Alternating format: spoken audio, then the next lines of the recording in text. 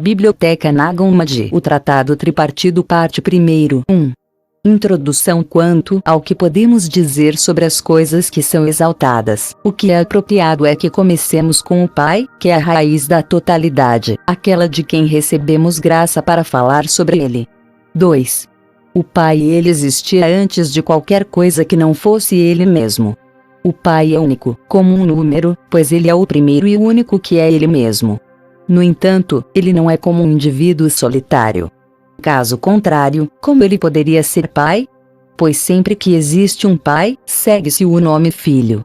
Mas o único, que sozinho é o pai, é como uma raiz, com árvore, galhos e frutos. Disse dele que ele é um pai no sentido adequado, uma vez que é inimitável e imutável.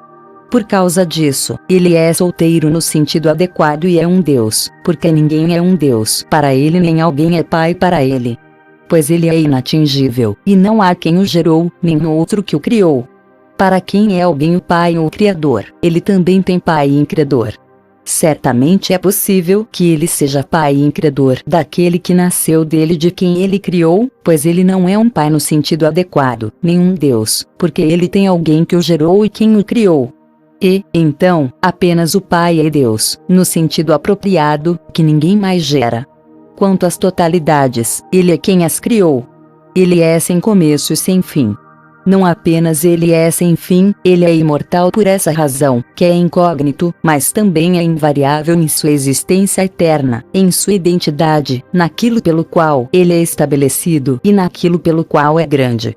Nem ele se afastará daquilo que é, nem mais ninguém o forçará a produzir um fim que ele nunca desejou. Ele não teve ninguém que iniciou sua própria existência. Assim, ele próprio é inalterado, e ninguém mais pode removê-lo de sua existência e sua identidade, daquilo em que ele é e de sua grandeza, para que ele não possa ser apreendido. Nem é possível que alguém o mude para uma forma diferente, reduza-o, altere-o ou diminua-o. Ele não é apenas chamado de sem começo e sem fim, porque é não adquirido e imortal. Mas, assim como ele não tem princípio nem fim, ele é inatingível em sua grandeza, inescrutável em sua sabedoria, incompreensível em seu poder e insondável em sua doçura.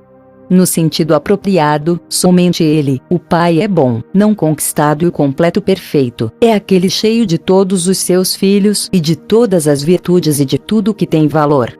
E ele tem mais, isto é, falta de malícia, para que se descubra que quem tem alguma coisa é devedor a ele, porque ele o dá, sendo ele próprio inalcançável e indiferente ao que ele dá, já que é rico em os presentes que ele concede, e em repouso nos favores que ele concede. Ele é de tal tipo e forma e de grande magnitude que ninguém mais esteve com ele desde o início. Nem existe um lugar em que ele esteja, de onde tenha saído, ou para onde ele vá. Nem existe uma forma primordial, que ele use como modelo enquanto trabalha. Nem há qualquer dificuldade que o acompanhe no que ele faz. Nem existe nenhum material que esteja à sua disposição, do qual ele crie o que ele cria. Nem qualquer substância dentro dele da qual ele gera o que ele gera. Não há nenhum companheiro com ele, trabalhando com ele nas coisas em que ele trabalha. Dizer qualquer coisa desse tipo é ignorância. Pelo contrário, deve-se falar dele, como bom, sem falhas, perfeito, completo, sendo ele mesmo a totalidade. Nenhum dos nomes que são concebidos ou falados, vistos ou compreendidos, nenhum deles se aplica a ele, apesar de serem extremamente gloriosos, magníficos e honrados. No entanto, é possível pronunciar esses nomes para sua glória e honra, de acordo com a capacidade de cada um daqueles que lhe dão glória. No entanto, quanto a ele, em sua própria existência, ser e forma, é impossível para a mente concebê-lo, nem qualquer fala poder transmiti-lo, nem olho pode vê-lo, nem qualquer corpo pode agarrá-lo, por causa de sua grandeza inescrutável, e sua profundidade incompreensível, sua altura incomensurável e sua vontade ilimitada. Essa é a natureza do não chegado, que não toca em mais nada, nem está ligado a nada, à maneira de algo que é limitado. Em vez disso, ele possui essa constituição, sem rosto ou forma, coisas que são entendidas através da percepção, de onde também vem o epíteto incompreensível. Se ele é incompreensível, segue-se que ele é incognoscível.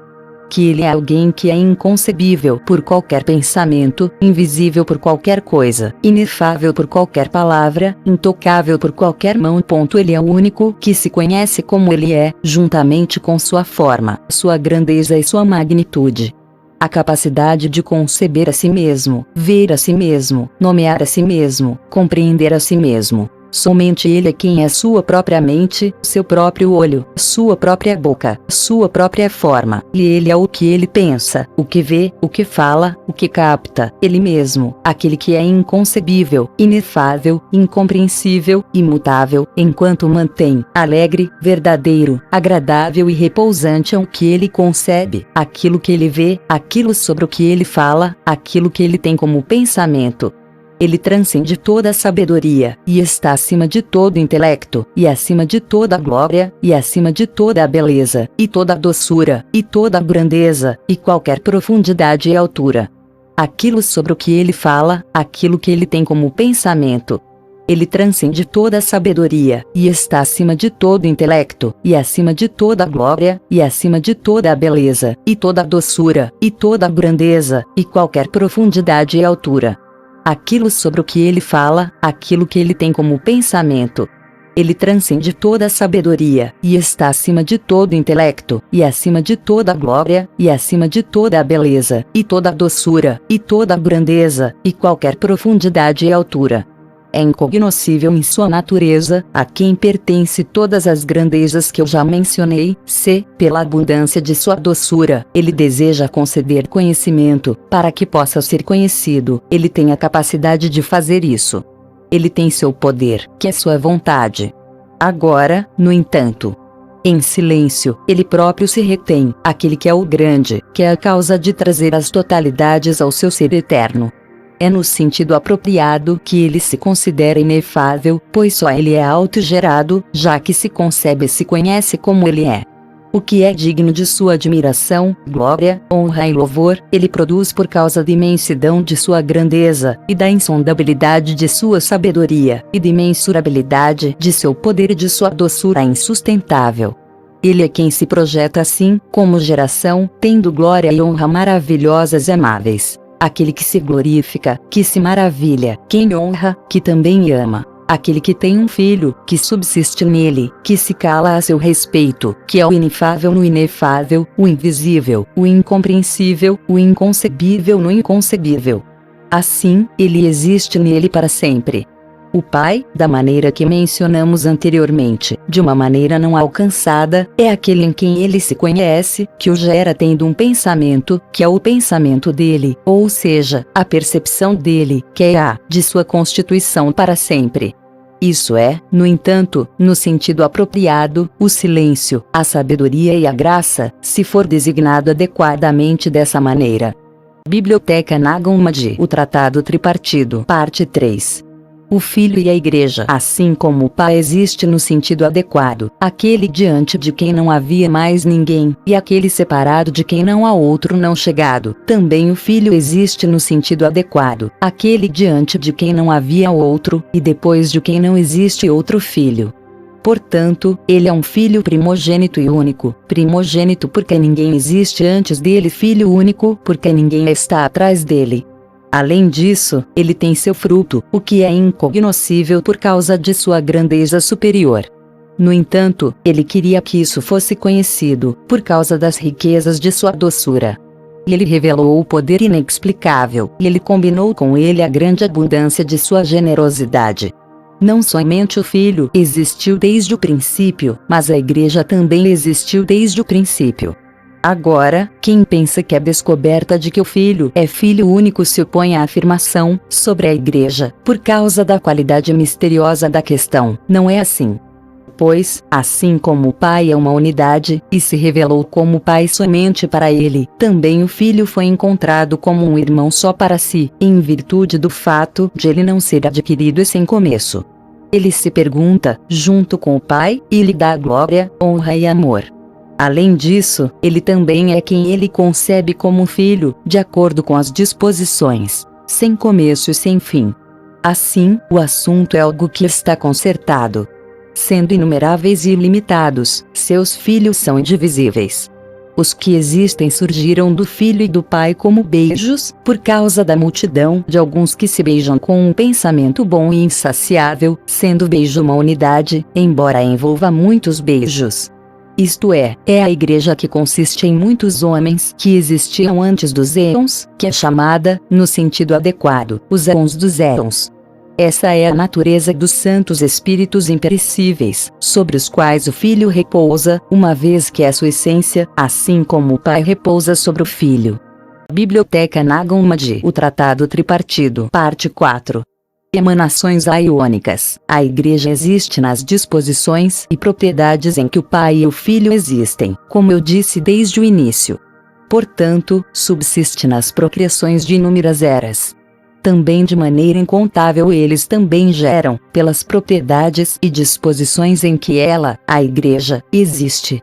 Pois estes compreendem sua associação que eles formam uns com os outros e com aqueles que deles saíram em direção ao Filho, para cuja glória eles existem. Portanto, não é possível para a mente concebê-lo, ele era a perfeição daquele lugar, nem a fala pode expressá-los, pois são inefáveis, inomináveis e inconcebíveis. Só eles têm a capacidade de se nomear e se conceber. Aqueles daquele lugar são inefáveis e inumeráveis no sistema, que é ao mesmo tempo a maneira e o tamanho, a alegria do inacabado, sem nome, inominável, inconcebível, invisível, incompreensível. É a plenitude da paternidade, de modo que sua abundância é uma geração dos éons. Eles estavam para sempre pensando, pois o Pai era como um pensamento e um lugar para eles. Quando suas gerações foram estabelecidas, aquele que está completamente no controle desejava se apossar e trazer à tona aquilo que era deficiente e ele gerou aqueles, ele. Mas, como ele é uma fonte, que não é diminuída pela água que abundantemente flui dela.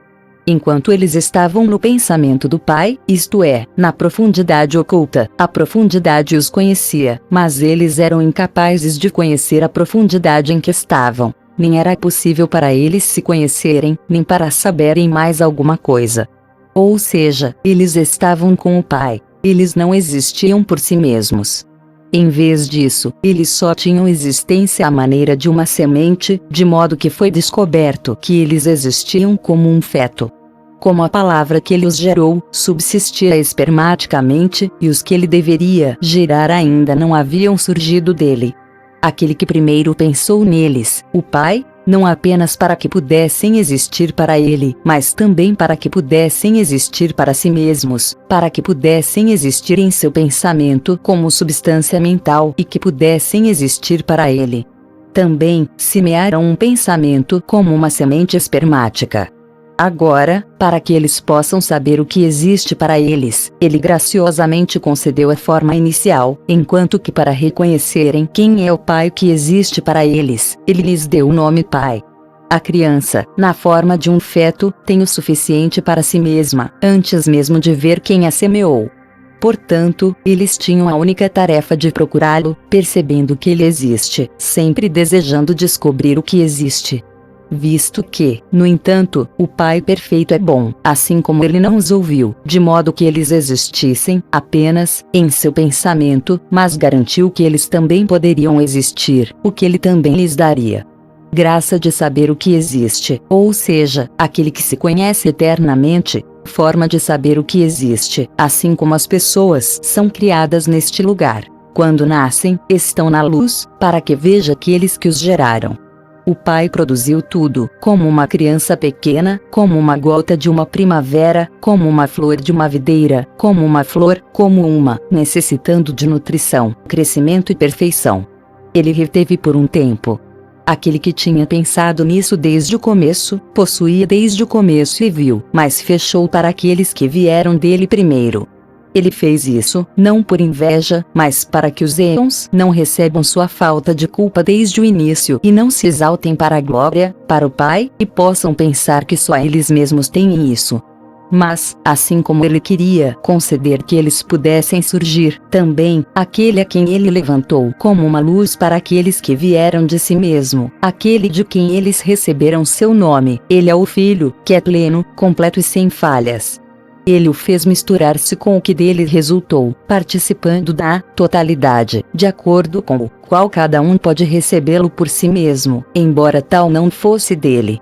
Grandeza antes de ser recebido por ela. Pelo contrário, ele existe sozinho. Quanto às partes em que ele existe à sua maneira, forma e grandeza, é possível que elas o vejam e falem sobre o que sabem dele, uma vez que o vestem enquanto ele as veste, porque é possível para eles o compreenderem. Ele, no entanto, é como é, incomparável. Para que o Pai possa receber a honra de cada um e se revelar, mesmo em sua inefabilidade, oculta e invisível, eles se maravilham mentalmente. Portanto, a grandeza de sua grandeza consiste no fato de que eles falam sobre ele e o veem. Ele se manifesta, para que seja hino por causa da abundância de sua doçura, com a graça de. E assim como as admirações dos silêncios são gerações eternas e são filhos mentais, também as disposições da palavra são emanações espirituais.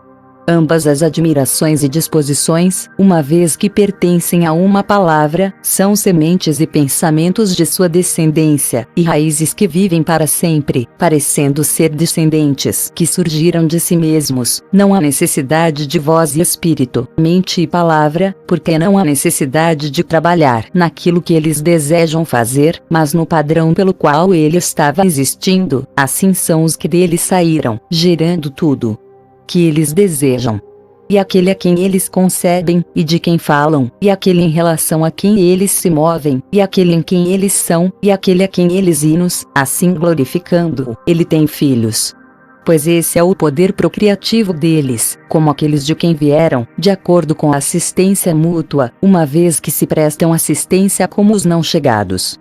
O Pai, de acordo com sua posição exaltada sobre as totalidades, sendo um desconhecido incompreensível, possui tanta grandeza e magnitude que, se ele tivesse se revelado repentinamente, rapidamente, a todos os exaltados dentre os éons que haviam saído de ele teriam perecido. Portanto, ele reteve seu poder e sua inesgotabilidade dentro daquilo em que está. Ele é inefável, inominável e exaltado acima de toda a mente e toda a palavra. Este, no entanto, se estendeu e foi o que ele estendeu que deu uma base, um espaço e uma morada para o universo, um nome de seu ser aquele por quem, já que ele é o Pai de todos. Fora de seu trabalho para aqueles que existem, tendo semeado em seu pensamento que eles poderiam procurá-lo. A abundância deles consiste no fato de eles entenderem que ele existe ou no fato de perguntar o que é que existia. Este lhes foi dado por gozo, nutrição e alegria, e abundância de iluminação, que consiste em seu companheiro de trabalho, em seu conhecimento e em se misturar com eles, ou seja, aquele que é chamado e é, de fato, o Filho, já que ele é as totalidades, e aquele de quem eles sabem quem ele é e que é ele quem se veste. Este é aquele que é chamado de Filho e aquele de quem eles entendem que ele existe e estavam procurando por ele. Este é aquele que existe como Pai e Paz, aquele sobre quem eles não podem falar, e aquele de quem eles não concebem. Foi esse quem primeiro surgiu. É impossível alguém conceber ou pensar nele. Ou alguém pode se aproximar do exaltado, do pré-existente no sentido apropriado, mas todos os nomes concebidos ou falados sobre ele são apresentados em honra, como um traço dele, de acordo com a capacidade de cada um daqueles que o glorificam. Agora aquele que se levantou dele quando se esforçou por gerar e ter conhecimento por parte das totalidades, ele todos, os nomes, sem falsificação, e ele é, no sentido apropriado, o único primeiro, o homem do Pai, ou seja, aquele a quem eu chamo a forma do sem forma, o corpo do sem corpo, a face do invisível, a palavra do indizível, a mente do inconcebível, a fonte que fluía dele, a raiz daqueles que são plantados, e o Deus daqueles que existem, a luz daqueles a quem ele ilumina, o amor daqueles a quem ele amava, a providência daqueles por quem ele providencialmente se importa, a sabedoria daqueles a quem ele fez sábio, o poder daqueles a quem ele dá poder, a assembleia daqueles a quem ele reúne para ele, a revelação das coisas que são procuradas, o olho de quem vê, a respiração de quem respira, a vida de quem vive, a unidade daqueles que estão misturados com as totalidades.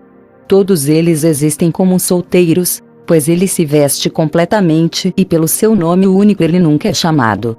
E dessa maneira única, eles são igualmente o único e as totalidades. Ele não é dividido como um corpo, nem é separado nos nomes que recebeu, de modo que, ele é uma coisa dessa maneira e outra de outra maneira. Além disso, nem ele muda nem se transforma nos nomes em que pensa, e se torna agora isso, agora outra coisa, essa coisa agora sendo uma coisa e, em outro momento, outra coisa, mas ao contrário, ele é totalmente ele mesmo ao máximo. Ele é cada uma das totalidades para sempre, ao mesmo tempo. Ele é o que todos eles são. Ele trouxe o Pai para as totalidades. Ele também é as totalidades, pois é ele quem tem conhecimento para si a cada uma das propriedades. Ele tem os poderes e está além de tudo o que sabe, enquanto se vê completamente em si mesmo e tendo a um filho e forma. Portanto, seus poderes e propriedades são inumeráveis e inaudíveis, por causa da geração pela qual ele os gera. Inumeráveis e indivisíveis são os geradores de suas palavras, seus comandos e suas totalidades. Ele os conhece, quais são as coisas que ele próprio é, uma vez que estão no nome único e estão todos falando nele. E ele os traz à tona, a fim de descobrir que eles existem de acordo com suas propriedades individuais de maneira unificada. Biblioteca Nag Hammadi, o Tratado Tripartido, Parte 5, Vida Iônica. Todos os que dele saíram são os éons dos éons, sendo emanações e filhos de sua natureza procriadora. Eles também, em sua natureza procriadora, também deram glória ao Pai, como ele era a causa de seu estabelecimento. Foi o que dissemos anteriormente, a saber, que ele cria os éons como raízes, fontes e pais, e que ele é aquele a quem eles dão glória. Eles nasceram, pois ele tem conhecimento e sabedoria e as totalidades sabiam que é do conhecimento e da sabedoria que elas surgiram. Eles teriam produzido uma aparente honra. O Pai é quem é as totalidades, se os éons tivessem se levantado para dar honra individualmente. Portanto, no canto da glorificação e no poder da unidade daquele de quem vieram, foram atraídos para uma mistura, uma combinação e uma unidade um com o outro.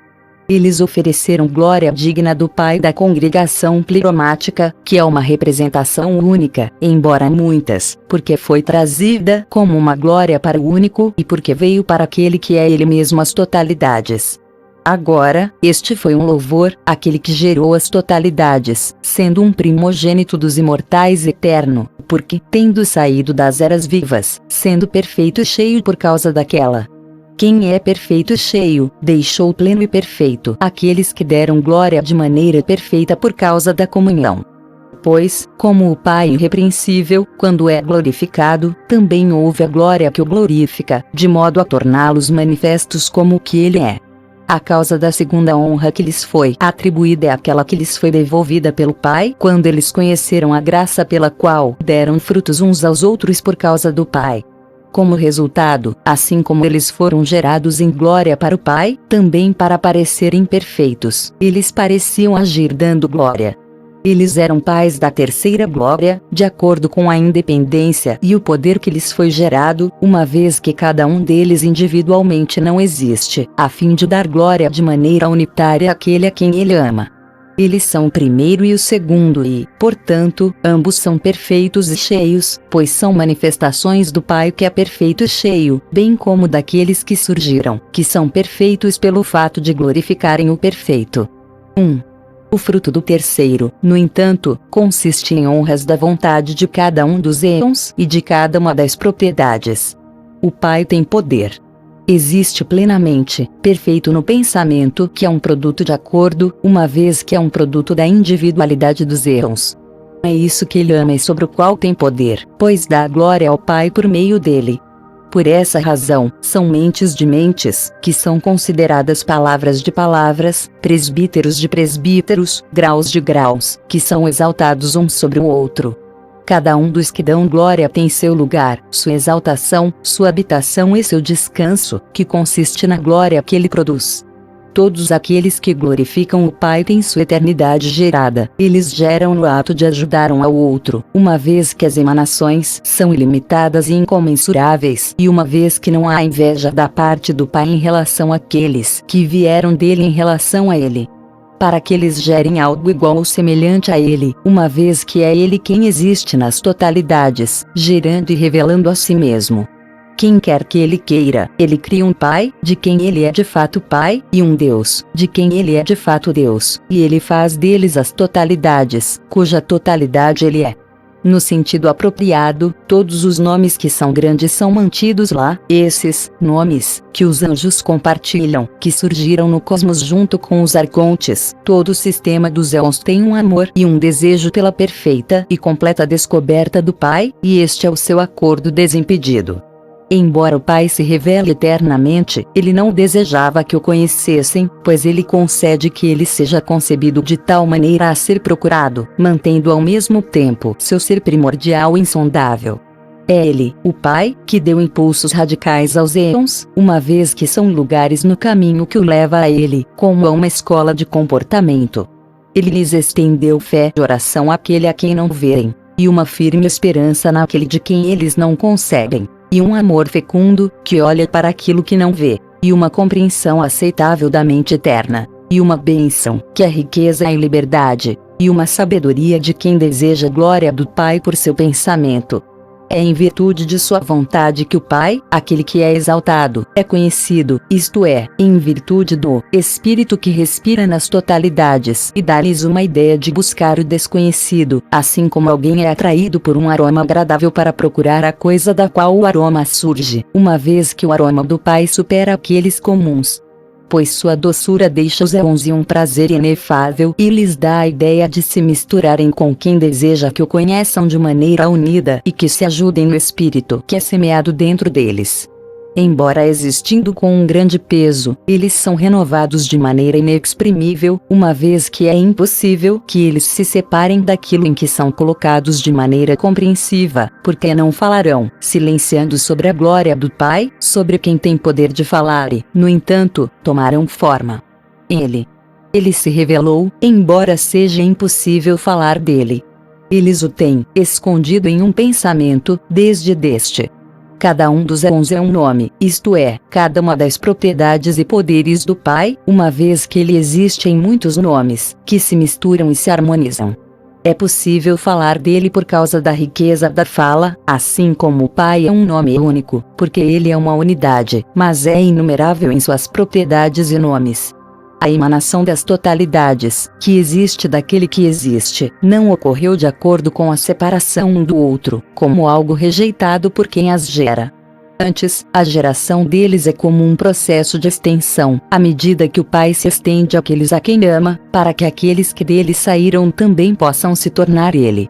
Assim como o presente éon, embora seja uma unidade, é dividido por unidades de tempo, e unidades de tempo são divididas em anos e anos, são divididos em estações e estações em meses, e meses em dias, dias em horas e horas em momentos. Também o éon da verdade, uma vez que é uma unidade e multiplicidade, recebe honra nos pequenos e nos grandes nomes de acordo com o poder de cada um de compreendê-lo, por analogia, como uma mola que é o que é, ainda assim flui para riachos e lagos e canais e galhos, ou como uma raiz espalhada sobre árvores e galhos com seus frutos, ou como um corpo humano, que é dividido de maneira indivisível em membros de membros, membros primários e secundários, grandes e pequenos. Biblioteca Nagam Madhi, o Tratado Tripartido, parte 6. O início imperfeito dos logótipos. Os éons criaram-se de acordo com o terceiro fruto pela liberdade da vontade e pela sabedoria com que ele os favoreceu por seus pensamentos. Eles não desejam homenagear o que é de um acordo, embora tenha sido produzido para palavras de louvor a cada um dos pleromas. Nem desejam dar honra à totalidade.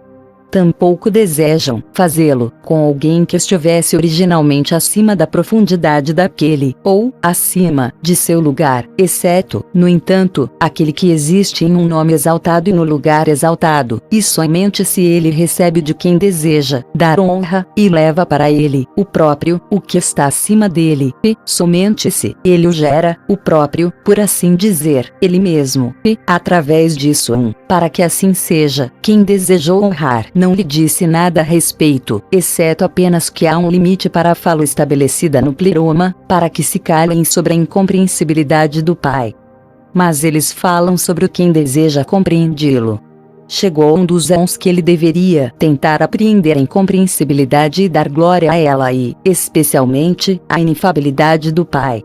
Visto que ele é um logos da unidade, ele é um, embora não seja do acordo das totalidades, nem daquele que as produziu, a saber, quem produziu a totalidade, o Pai. Esse é um estava entre aqueles a quem foi dada sabedoria, para que ele pudesse se tornar preexistente no pensamento de cada um.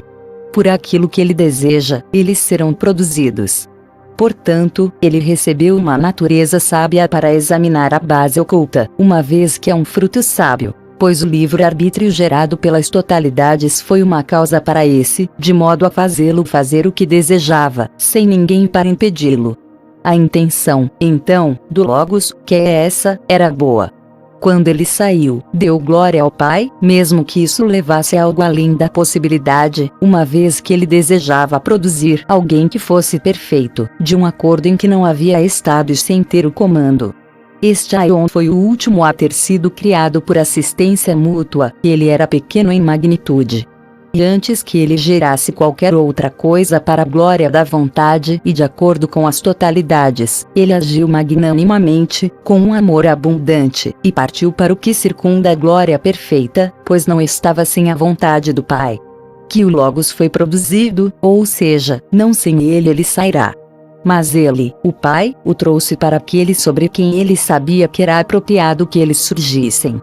O Pai e as totalidades se afastaram dele, para que o limite que o Pai havia estabelecido pudesse ser estabelecido, pois não se trata de apreender a incompreensibilidade, mas pela vontade do Pai, e, além disso, eles se retiraram, para que as coisas que vieram a ser podem se tornar uma organização que viria a existir. Se viesse, não surgiria pela manifestação do pleroma. Portanto, não é apropriado criticar o movimento que é o Logos, mas é apropriado que digamos sobre o movimento do Logos, que é uma causa de uma organização que está destinada a ocorrer. O próprio Logos fez com que isso acontecesse, sendo completo e unitário, para a glória do Pai, a quem ele desejava, e ele fez isso, se contentando com isso, mas aqueles a quem ele desejava se apegar com firmeza, ele gerou nas sombras e cópias e semelhanças. Pois ele não foi capaz de suportar a visão da luz, mas olhou para a profundidade e duvidou. A partir disso, houve uma divisão, ele ficou profundamente perturbado, e um afastamento por causa de sua dúvida e divisão, esquecimento e ignorância de si mesmo e que é. Sua autoexaltação e sua expectativa de compreender o incompreensível tornaram-se firmes para ele e estavam nele. Mas as doenças o seguiram quando ele se excedeu, tendo surgido da insegurança, ou seja, do fato de que ele não alcançou a consecução das glórias do Pai, aquele cujo status exaltado está entre as coisas ilimitadas. Este não alcançou, porque ele não o recebeu.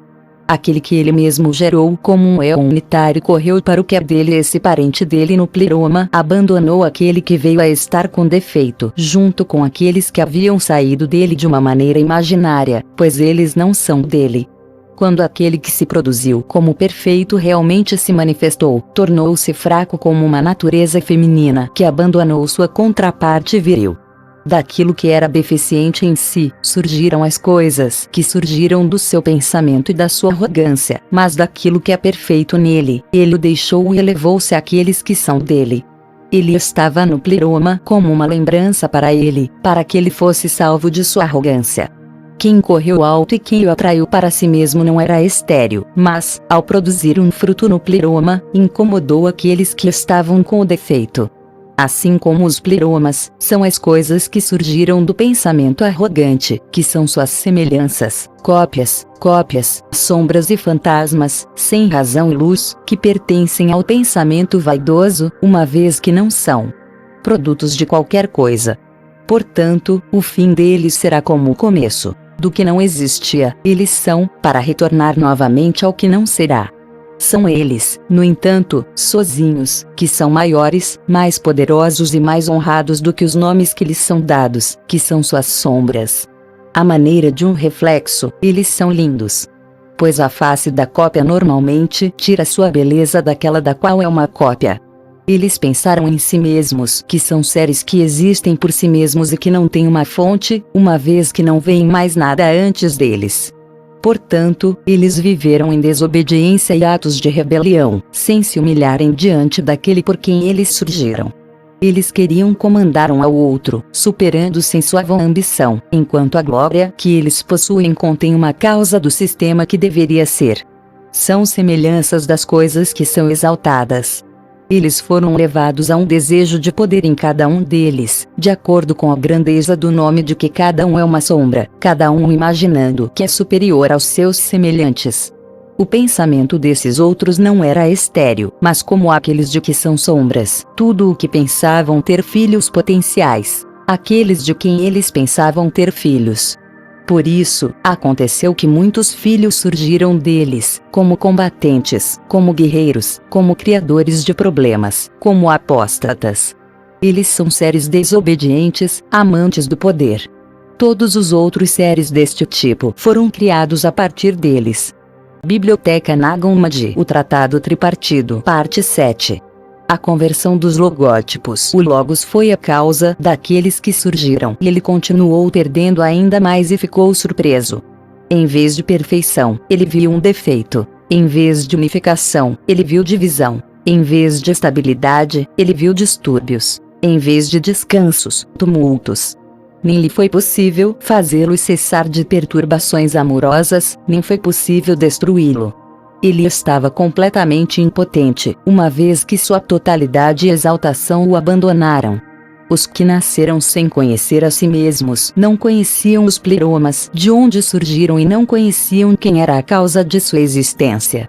O Logos, estando em condições tão instáveis, não continuou a produzir algo como emanações, as coisas que estão no pleroma, as glórias que existem para a honra do Pai. Em vez disso, ele trouxe pequenos fracotes, impedidos pelas doenças pelas quais ele também foi impedido. Era a semelhança da disposição que era uma unidade, aquilo que era a causa das coisas que não existem desde o início. Até aquele que trouxe à tona essas coisas que eram necessárias, até que julgasse aqueles que existiam por causa dele, contrários à razão, que é o julgamento que se tornou uma condenação, lutou contra eles de até a destruição. Aqueles que lutaram contra a condenação e a quem a ira persegue, enquanto ela, a ira, os aceita e redime, eles, de sua falsa opinião e apostásia, pois dela é a conversão que também é chamada de metanoia. O Logos voltou-se para outra opinião e outro pensamento. Tendo-se afastado do mal, ele se voltou para as coisas boas. Após a conversão, veio o pensamento das coisas que existem e a oração por quem se converteu ao bem. Quem está no pleroma foi o que primeiro orou e lembrou. Então, lembrou seus irmãos individualmente, ainda, sempre um com o outro. Então todos eles juntos. Mas antes de todos eles, o Pai. A oração do acordo foi uma ajuda para ele em seu próprio retorno, da totalidade, pois uma causa de sua lembrança daqueles que existiam desde o início foi sua lembrança. Este é o pensamento que chama de longe, trazendo-o de volta. Toda a sua oração e lembrança eram numerosos poderes de acordo com esse limite. Pois não há nada estéril em seu pensamento. Os poderes eram bons e eram maiores que os da semelhança. Para aqueles que pertencem à semelhança, também pertencem a uma natureza de falsidade. De uma ilusão de semelhança e um pensamento de arrogância, surgiu aquilo em que se tornaram. E eles se originam do pensamento que os conhecia primeiro. A que pertencem os antigos seres? São como esquecimento e sono pesado, sendo como aqueles que sonham sonhos conturbados, para quem o sono vem enquanto eles, aqueles que sonham, são oprimidos. Os outros são como algumas criaturas de luz para ele, procurando o nascer do sol, pois aconteceu que viram neles sonhos verdadeiramente doces. Imediatamente interrompeu as emanações do pensamento. Eles não tinham mais sua substância e também não tinham mais honra. Embora ele não seja igual aos que já existiam, se eram superiores às semelhanças, era ele sozinho, por meio de quem eles eram mais exaltados do que aqueles, pois não eram de uma boa intenção. Não foi pela doença que surgiu que elas foram produzidas, da qual é a boa intenção, mas, por aquele que buscou o preexistente. Depois de orar, ele se elevou ao bem e semeou uma predisposição a buscar e orar ao glorioso pré-existente, e semeou neles um pensamento sobre ele, uma ideia, para que eles pensassem que algo maior que eles existe antes deles, embora eles não entendessem o que era. Gerando harmonia e amor mútuo através desse pensamento, eles agiram em unidade e unanimidade, pois, a partir da unidade e da unanimidade, eles receberam seu próprio ser. Eles eram mais fortes do que eles no desejo de poder, pois eram mais honrados que os primeiros, que haviam sido criados acima deles. Aqueles não se humilharam. Eles pensavam sobre si mesmos, que eram seres originários de si mesmos e que não tinham fonte. Quando surgiram a princípio de acordo com seu próprio nascimento, as duas ordens se agrediram, lutando pelo comando por causa de sua maneira de ser. Como resultado, eles foram submersos em forças e naturezas de acordo com a condição de ataque mútuo, tendo desejo pelo poder e por todas as outras coisas desse tipo.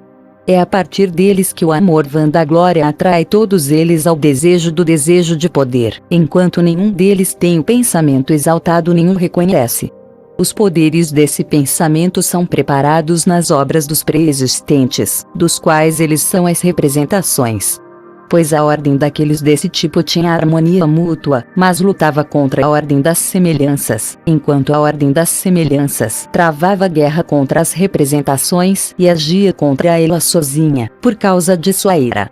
A partir disso, eles, uns aos outros, muitas necessidades os designaram, e poderiam prevalecer. Não era uma multidão, e sua inveja e sua ira e violência e desejo e ignorância predominante produzem assuntos e poderes vazios de vários tipos, misturados em grande número um com o outro. Enquanto a mente do Logos, que foi a causa de sua criação, Biblioteca Nagam Hammadi, o Tratado Tripartido Parte 8, a emanação do Salvador, o Logos que se moveu tinha a esperança e a expectativa daquele que é exaltado. Quanto aos da sombra, ele se separou deles em todos os aspectos, uma vez que eles lutam contra ele e não são de todo humildes diante dele. Ele estava contente com os seres do pensamento.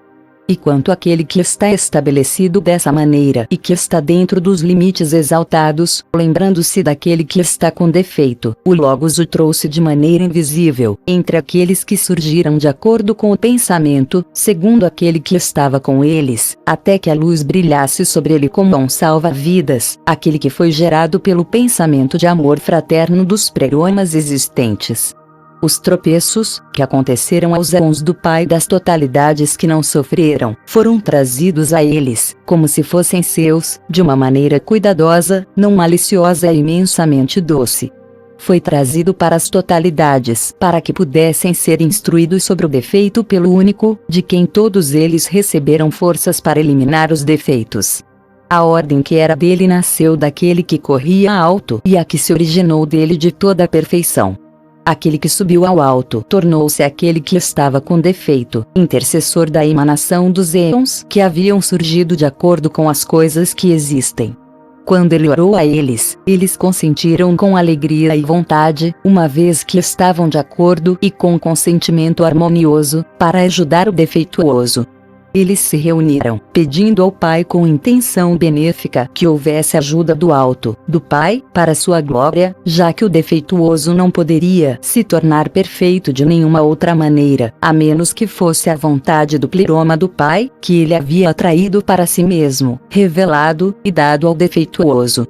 Então, da harmonia, em uma disposição alegre que havia surgido, eles produziram o fruto, que era um fruto da harmonia, uma unidade, uma possessão das totalidades, revelando o semblante do Pai, de quem os éons pensavam. Como eles deram glória e oraram pedindo ajuda a seu irmão, com um desejo no qual o Pai se contava com eles. Assim, foi voluntário e contente que eles produzissem o fruto. E ele manifestou o acordo da revelação de sua união com eles, que é seu Filho amado. Mas o Filho em quem as totalidades estão satisfeitas se veste como uma roupa, através da qual aperfeiçoa a pessoa defeituosa, e confirma os que são perfeitos. aquele que é chamado apropriadamente de Salvador e Redentor, o bem-agradável e amado, aquele a quem as orações foram oferecidas e o Cristo e a luz dos designados, de acordo com aqueles de quem ele foi criado, desde que ele se tornou o nome dos cargos que lhe foram dados. No entanto, que outro nome pode ser aplicado a ele, exceto Filho, como dissemos anteriormente, já que ele é o conhecimento do Pai, a quem ele queria que eles soubessem? Os éons não apenas geraram o semblante do Pai a quem louvaram, que foi escrito anteriormente, mas também geraram os seus, pois os éons que dão glória geraram seu semblante e seu rosto. Eles foram produzidos como um exército para ele, como para um rei, uma vez que os seres do pensamento têm uma poderosa comunhão e uma harmonia entrelaçada. Eles surgiram de uma forma multifacetada, para que aquele a quem fosse prestada ajuda pudesse ver aqueles a quem ele havia orado por ajuda. Ele também vê quem o deu a ele. O fruto do acordo com ele, do qual falamos anteriormente, está sujeito ao poder das totalidades. Pois o Pai estabeleceu as totalidades dentro dele, tanto as que já existem como as que são e as que serão. Ele era capaz de fazê-lo. Ele revelou aqueles que ele havia colocado dentro dele. Ele não os deu quando os confiou a ele. Ele dirigiu a organização do universo de acordo com a autoridade que lhe foi dada desde o início, de acordo com o poder da tarefa. Assim, ele começou e efetuou sua revelação. Aquele em quem o Pai é e aquele em que as totalidades são criadas foi criado antes daquele que não tinha visão. Ele o instruiu sobre aqueles que buscavam a visão, por meio do brilho daquela luz perfeita. Ele primeiro o aperfeiçoou em uma alegria inefável. Ele o aperfeiçoou como perfeito e também deu o que é apropriado para cada indivíduo. Pois esta é a determinação da primeira alegria. Ele semeou de maneira invisível uma palavra que está destinada a ser conhecimento. Ele lhe deu poder para separar e expulsar de si mesmo aqueles que lhe são desobedientes. Assim, ele se manifestou para ele. Mas para aqueles que surgiram por causa dele, ele revelou uma forma que os ultrapassava. Eles agiram de maneira hostil um com o outro. De repente, ele se revelou a eles, aproximando-se deles sob a forma de um raio. E, pondo fim ao emaranhado que eles têm entre si, ele o interrompeu pela revelação repentina, sobre a qual eles não foram informados, não esperavam e nem sabiam. Por causa disso, eles ficaram com medo e caíram, pois não foram capazes de suportar a aparência da luz que os atingiu. Quem apareceu foi um assalto às duas ordens. Assim como os seres de pensamento receberam o nome de pequenino, eles têm uma noção vaga de que tem exaltado, ele existe diante deles, e semearam dentro deles uma atitude de espanto para com o exaltado que se manifestará. Portanto, eles acolheram sua revelação e o adoraram. Eles se tornaram testemunhas convencidas dele. Eles reconheceram a luz que havia surgido como alguém mais forte do que aqueles que lutaram contra eles. Os seres da semelhança, no entanto, estavam com muito medo, uma vez que não foram capazes de ouvi-lo no começo, de que existe uma visão desse tipo. Portanto, eles caíram no poço da ignorância, que é chamada de escuridão exterior e causa Hades e abismo. Ele estabeleceu que estava abaixo da ordem dos seres do pensamento, pois era mais forte do que eles. Eles eram dignos de governar sobre a escuridão indizível, pois é deles e ao lote que lhes foi atribuído. Ele lhes garantiu que eles também deveriam ser úteis para a organização que estava por vir, a qual ele os designara. Há uma grande diferença entre a revelação daquele que veio a existir para quem estava com defeito e as coisas que virão a existir por causa dele. Pois ele se revelou a ele dentro dele, já que está com ele, é um sofredor com ele, descansa pouco a pouco, faz crescer, levanta-o, entrega-se a ele completamente para desfrutar de uma visão. Mas para aqueles que caem do lado de fora, ele se revelou rapidamente e de maneira impressionante e se retirou repentinamente sem ter deixado que eles o vissem. Biblioteca Nagon Madhi, o Tratado Tripartido Parte 9, o Pleroma do Logos. Quando o Logos defeituoso foi iluminado, seu pleroma começou. Ele escapou daqueles que o perturbaram a princípio. Ele ficou sem mistura com eles. Ele tirou esse pensamento arrogante. Ele se misturou com o resto, quando aqueles que lhe foram desobedientes a princípio se curvaram e se humilharam diante dele. e ele se alegrou com a visita de seus irmãos que o haviam visitado. Ele deu glória e louvor àqueles que se manifestaram como uma ajuda para ele, enquanto agradeceu, porque escapou dos que se revoltaram contra ele, admirou e honrou a grandeza e aqueles que lhe apareceram de uma maneira determinada. Ele gerou imagens manifestas das imagens vivas, agradando entre coisas boas, existindo entre as coisas que existem, assemelhando-se a elas em beleza, mas desiguais a elas em verdade, uma vez que não são de um acordo com ele, entre quem as produziu e quem se revelou a ele. Mas, com sabedoria e conhecimento, ele age, misturando o Logos com ele, eu, completamente. Portanto, aqueles que dele saíram são grandes, assim como o que é verdadeiramente grande. Depois de se surpreender com a beleza das pessoas que apareceram para ele, ele agradeceu por essa visita. O Logos realizou essa atividade, através daqueles de quem ele havia recebido ajuda, pela estabilidade daqueles que haviam surgido por causa dele e para que eles pudessem receber algo de bom, pois ele pensava em orar pela organização de todos os que vieram adiante dele, que é estabilizado, para que possa torná-los estabelecidos. Portanto, aqueles que ele intencionalmente produziu estão em carros, assim como aqueles que surgiram, aqueles que apareceram, para que pudessem passar por todo lugar das coisas que estão abaixo, para que cada um pudesse receber o lugar que é constituído. Como ele é ponto de topografia daqueles que são da ordenança, que eram uma unidade enquanto sofriam, enquanto são sementes que não vieram a ser por si mesmos. Quem apareceu era um semblante do Pai e da harmonia. Ele era uma vestimenta, composta, de toda a graça e alimento que é para aqueles que o Logos produziu enquanto orava e dava glória e honra. Este é aquele a quem ele glorificou e honrou, enquanto olhava para aqueles a quem orava, a fim de aperfeiçoá-los através das imagens que ele havia produzido. O Logos acrescentou ainda mais sua assistência mútua e a esperança da promessa, uma vez que eles têm alegria, descanso abundante e prazeres imaculados. Ele gerou aqueles de quem se lembrava a princípio, quando não estavam com ele os gerou, tendo a perfeição. Ditografia agora, enquanto aquele que pertence à visão está com ele existe em esperança e fé no Pai perfeito, tanto quanto nas totalidades.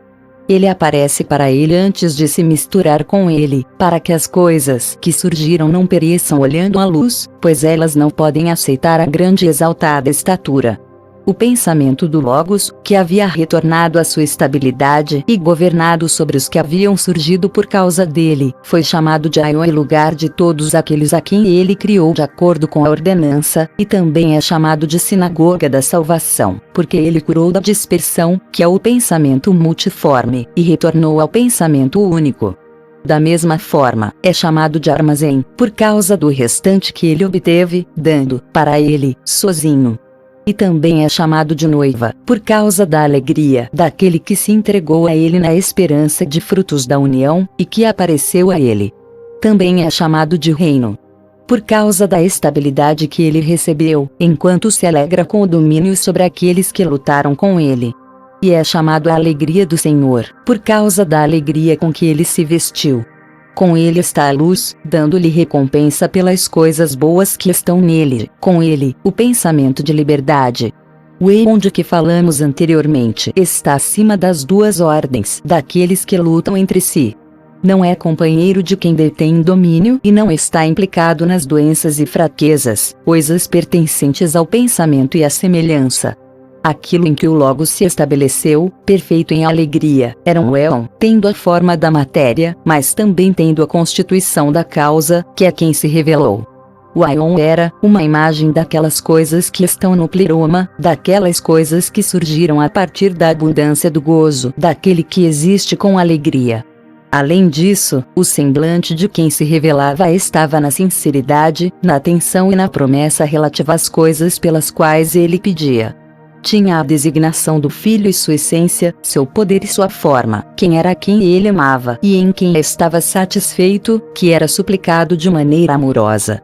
Era leve e era um desejo a ser estabelecido, uma abertura para a instrução e um olho para a visão, qualidades que possuía dos exaltados. Também era sensato seu pensamento em oposição às coisas subjacentes à organização. Era também uma palavra para falar e a perfeição das coisas desse tipo. E foram eles que se formaram com ele, mas segundo a imagem do pleroma, tendo seus pais quem lhes deu a vida, cada um sendo uma cópia de cada um dos rostos, que são formas de masculinidade, pois eles não são da doença que é a feminilidade, mas são daquele que já deixou para trás a doença. Tem o nome a igreja. Aquilo que surgiu à imagem da luz também é perfeito, na medida em que é uma imagem da única luz existente, que são as totalidades. Mesmo que fosse inferior àquele de quem é uma imagem, ainda assim tem sua indivisibilidade, porque é um semblante da luz indivisível. Aqueles, no entanto, que surgiram à imagem de cada um dos éons, estão essencialmente em quem mencionamos anteriormente, mas em poder não são iguais, porque está em cada um deles. Nessa mistura entre si, eles têm igualdade, mas cada um não rejeita o que é peculiar a si mesmo. Portanto, são paixões, pois paixão é doença, pois são produções não do acordo do pleroma, mas deste, prematuramente, antes de receber o Pai. Portanto, o acordo com sua totalidade e vontade foi algo benéfico para a organização que estava por vir. Foi-lhes concedido atravessar os lugares que estão abaixo, uma vez que os lugares são incapazes de acomodar sua vinda súbita e apressada, a menos que eles venham, individualmente, um por um. A vinda deles é necessária, pois por eles tudo será aperfeiçoado. Em suma, o Logos recebeu a visão de todas as coisas, aquelas que preexistem, e as que são agora, e as que serão, desde que ele foi encarregado da organização de tudo que existe. Algumas coisas já estão em condições de surgir, mas as sementes que devem ser ele tem dentro de si, por causa da promessa que pertencia àquilo que ele concebeu, como algo pertencente às sementes que devem ser. E ele produziu sua prole, isto é, a revelação daquilo que ele concebeu. Por um tempo, no entanto, a semente da promessa é guardada, para que aqueles que foram designados para uma missão possam ser designados pela vinda do Salvador e daqueles que estão com ele. Biblioteca Nagum Hammadi. O Tratado Tripartido Parte 10. A organização é apropriado, pela oração que ele fez, e pela conversão que ocorreu por causa disso, que alguns pereçam, enquanto outros se beneficiam, e outros ainda sejam separados. Ele primeiro preparou a punição daqueles que são desobedientes, fazendo uso de um poder daquele que apareceu, aquele de quem ele recebeu autoridade sobre todas as coisas, de modo a se separar dele. Ele é quem está embaixo e também se mantém a parte daquilo que é exaltado, até que ele prepare a organização de todas as coisas externas e dê a cada um o lugar que lhe é atribuído.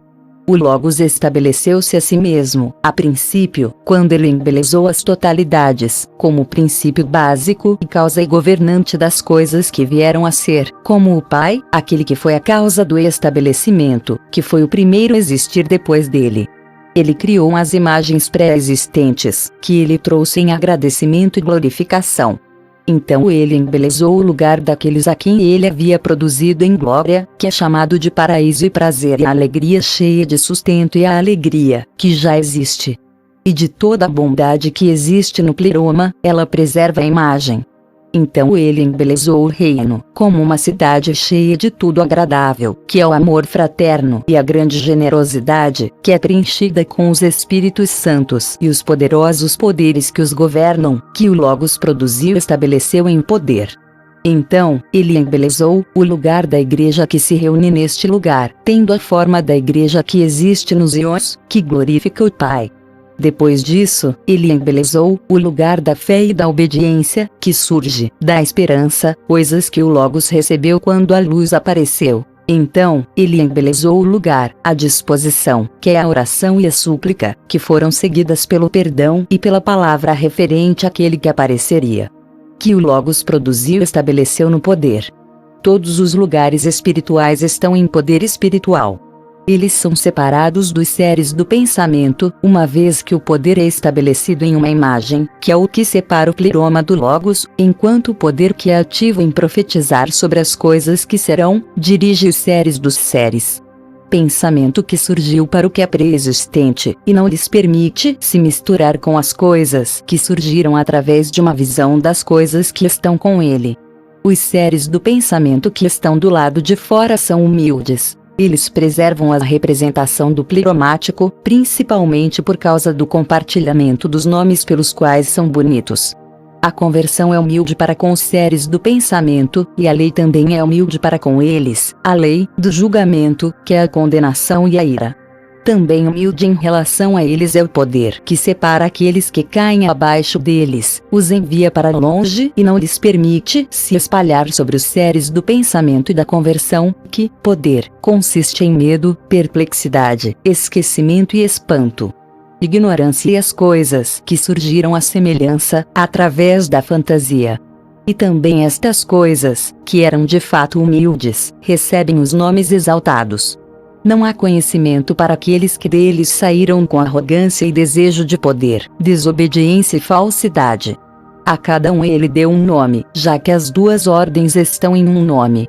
Os que pertencem ao pensamento e os da representação são chamados de certos e psíquicos e os ígneos e os médios. Aqueles que pertencem ao pensamento arrogante e os da semelhança são chamados de esquerda, e lik, as trevas e a última. Depois que o Logos estabeleceu cada um em sua ordem, tanto as imagens quanto as representações e as semelhanças, ele manteve o éon das imagens puro de todos os que lutavam contra ela, uma vez que é um lugar de alegria. No entanto, para aqueles do pensamento, ele revelou o pensamento que havia retirado de si mesmo, desejando atraí-los para uma união material, pelo bem de seu sistema e morada, e para que eles também produzissem um impulso de diminuição de sua atração pelo mal, para que não se regozijem mais na glória de seu ambiente e se dissolvam, mas possam ver sua doença na qual sofrem, para que possam gerar amor e busca contínua por quem é capaz de curá-los da inferioridade. Também sobre aqueles que pertencem à semelhança, ele estabeleceu a palavra da beleza, para que pudesse trazê-las à forma. Ele também estabeleceu sobre eles a lei do julgamento. Mais uma vez, ele estabeleceu sobre eles os poderes que as raízes haviam produzido em seu desejo de poder. Ele os designou como governantes sobre eles, de modo que, pelo apoio da palavra que é bela, ou pela ameaça da lei, ou pelo poder do desejo pelo poder, a ordem possa ser preservada daqueles que a reduziram ao mal, enquanto o Logos está satisfeito com eles, uma vez que são úteis para a organização, para que ele possa trazê-los para uma forma. O Logos conhece o acordo no desejo de poder das duas ordens. A estes e a todos os outros, ele graciosamente concedeu o desejo deles.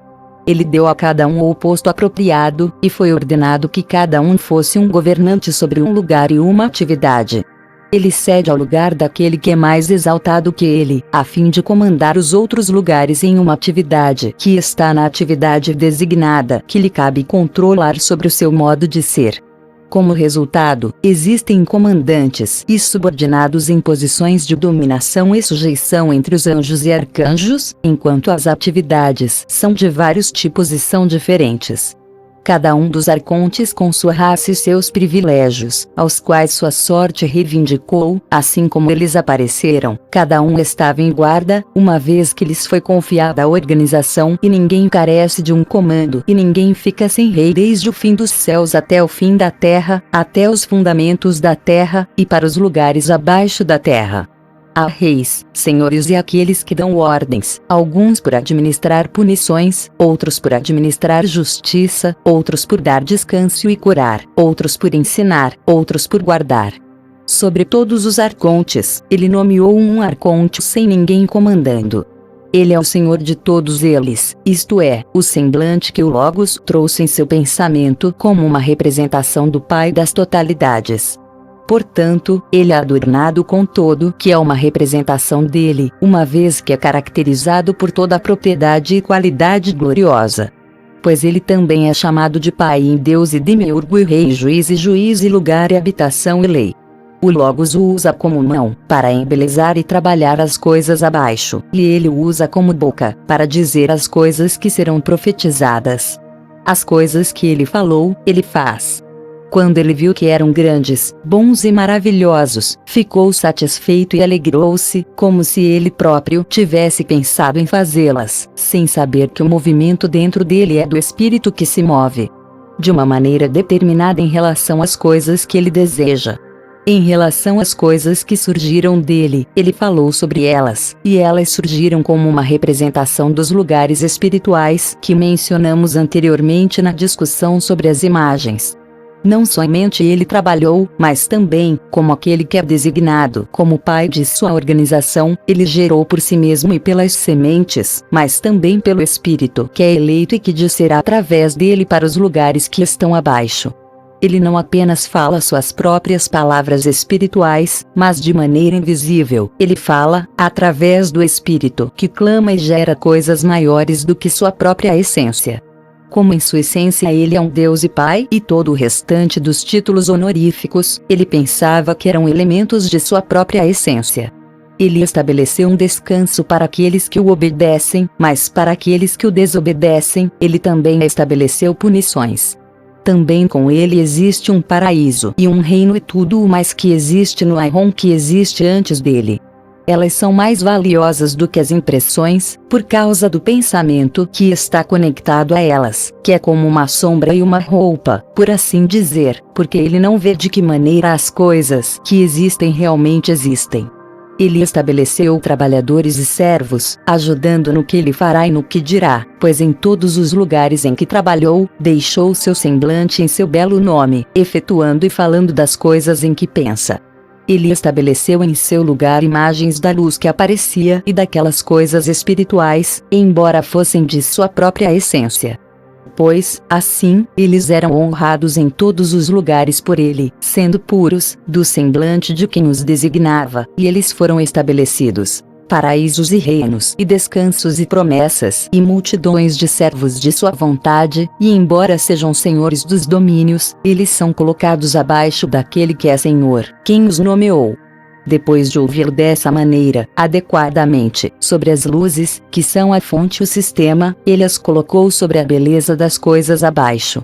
O Espírito invisível o moveu dessa maneira, de modo que ele desejaria administrar através de seu próprio servo, a quem ele também usava, como mão e como boca, e como se fosse seu rosto, e seu servo é, as coisas que ele traz ordem e ameaça e medo, para que aqueles com quem ele fez o que é ignorante desprezem a ordem que lhes foi dada para manter, uma vez que estão presos nos laços dos arcontes, que estão neles com segurança.